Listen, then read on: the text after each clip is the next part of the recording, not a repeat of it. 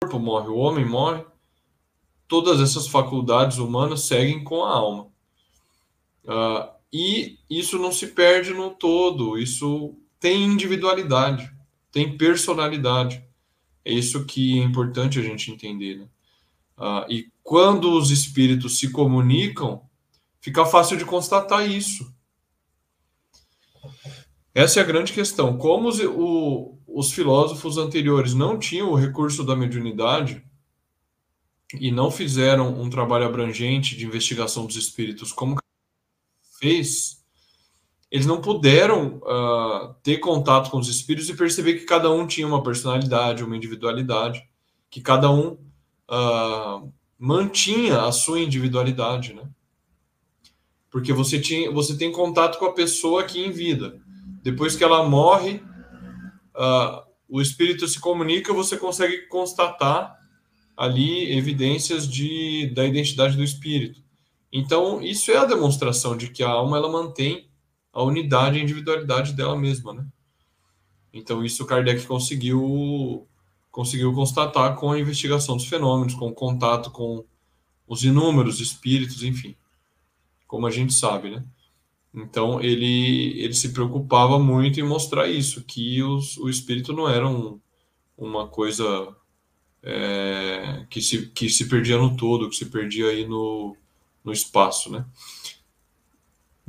Depois a gente só, não sei se vocês sabem, precisaria confirmar o que é exatamente essa questão do fogo-fato.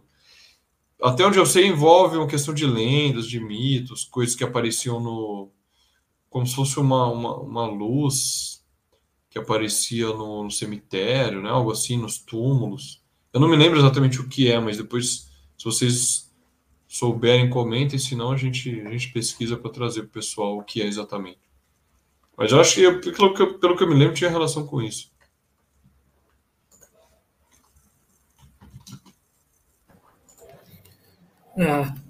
Porque algumas pessoas usavam, né, essa metáfora, né, para representar a alma como uma chama, como um fogo, né, mas é óbvio que não levar ao pé da letra, né, essa metáfora, essa comparação. A alma, a gente não tem o sentido ainda para entender a natureza íntima da alma, né? Então, a gente sabe que a alma em si, né, ela é um tipo de matéria também, né?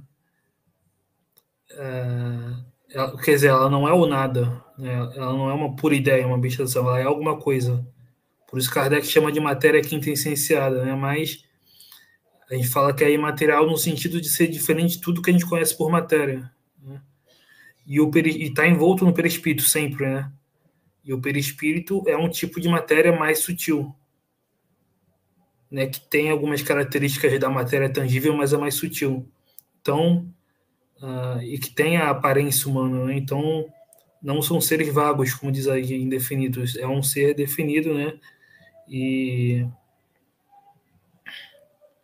eu me recordo aqui na própria obra do Cosme, né, ele fala, né, que na filosofia a matéria é tudo aquilo que não é pensamento, né? E como a alma não é um pensamento, o pensamento é um atributo da alma, né? A alma seria a matéria nesse sentido. Né? Porque o pensamento aqui no sentido de todas as faculdades morais, intelectuais, né? Então a memória, a consciência, né?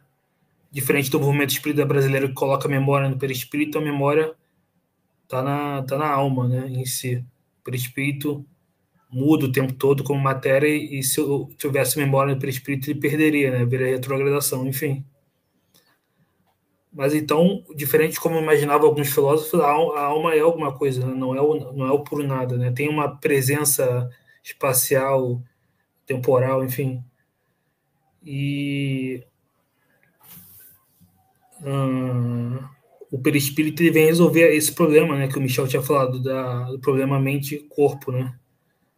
Descartes colocou o dualismo, mas o que unia a alma ao corpo se são de natureza diferente? Né? O perispírito entra exatamente com essa explicação de um elemento semimaterial que uniria a alma ao corpo. Né? Então, e por isso Kardec usa o termo fluido, né? Na época, os cientistas davam tem até uma pergunta sobre isso, a gente vai falar depois, mas na época você tinha o fluido calórico, o fluido elétrico, né? Porque os cientistas davam esse termo fluido a fenômenos e tipos de matéria desconhecidos, né? Então, por isso Kardec chama de fluido. Ou seja, um tipo de matéria, né? Diferente da questão da energia que a gente vai comentar, mas é um tipo de matéria que escapa aos nossos sentidos, né? E que a gente não entende a natureza ainda, né? E é um tipo de matéria que é invisível no estado normal, né? Mas que em certas circunstâncias os médiums podem ver, né? E pode atuar sobre a matéria nos fenômenos mediúnicos, né?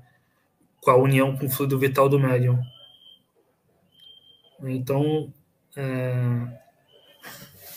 quando um médium vidente, por exemplo, vê um espírito, está vendo, né, o perispírito, não a alma em si. E o perispírito dá a forma, né, dá a aparência humana, né? Então, é importante comentar que é uma aparência, né? Não tem órgãos, né, obviamente, mas tem a aparência humana. Então, é um ser definido, né? E isso é algo consolador, né? Porque você imaginar a alma como um puro nada, como uma pura ideia, né? Imagina você imaginar seu parente como um nada, né? Como uma pura ideia. Com a ideia de perispírito, não. O seu parente está do seu lado e tem aquela mesma aparência, né? Humana. Você só não consegue ver porque você não tem aquela faculdade mediúnica, mas está ali do seu lado, te auxiliando, né? Então isso é extremamente consolador pensar assim, né? Não está num local distante, não é um puro nada, uma pura ideia. Enfim, vocês têm mais alguma coisa a colocar? Michel? Acho que o pessoal tem bastante pergunta, eu acho, né? Tem algumas coisas, pelo que eu estou vendo ali. Se a gente quiser colocar, a gente ir abordando. Acho que o Alex fez algumas, né? Eu não consegui ler todas, assim, mas eu vi que alguma coisa ele perguntou ali. De repente a gente vai tentando comentar sobre isso. Sim, ele pergunta aqui sobre ele pergunta, ou seja, o fluido é uma matéria do que energia, correto afirmar isso? Eu não entendi muito bem a pergunta. Ficou é uma matéria do que energia? Não entendi exatamente o que a pergunta quer dizer, mas o que a gente pode comentar é que a gente sabe que o movimento espírita associa, né, fluido, o fluido que o espiritismo trata com energia. O próprio André Luiz faz isso, né? Tenta associar também a eletromagnetismo, essas coisas. Só que Kardec não faz essas confusões, né? Kardec não mistura os conceitos, né? Ele não pega conceitos de outras ciências para tentar usar como exemplo, para tentar conceituar os conceitos espíritas, porque não são a mesma coisa, né?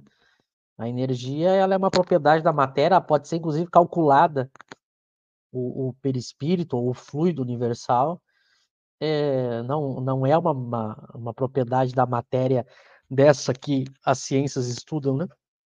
É justamente por não se saber a sua natureza que é chamado de fluido, né? Justamente para não ser confundido com a matéria que as ciências estudam, que Kardec sabiamente chamou de fluido. Sabiamente ele chamou de fluido, que é justamente para mostrar que é algo diferente, né? Claro que ele vai afirmar várias vezes que esse fluido também é matéria, porque ele está usando aqui como referência o espírito.